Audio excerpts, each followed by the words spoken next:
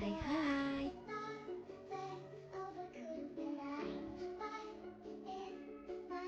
Oh no, my face is very dull, and the redness on my face is very obvious. Can you help me? I have to find a solution.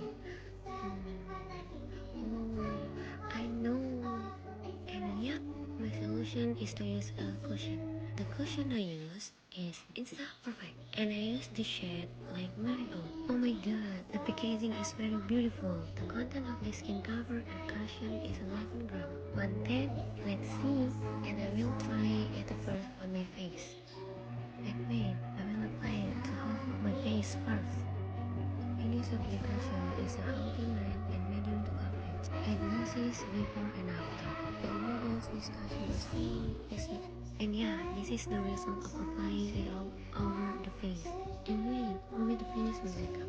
And ta-da! This is my final makeup look. Very, very beautiful and flawless. Luckily, I didn't choose the wrong cushion. After one cushion is perfect. This cushion is able to cover your base on your face.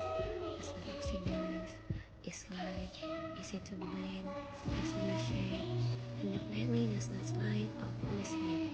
I have proven it after hours of activities indoor and outdoors. The results are still good and do not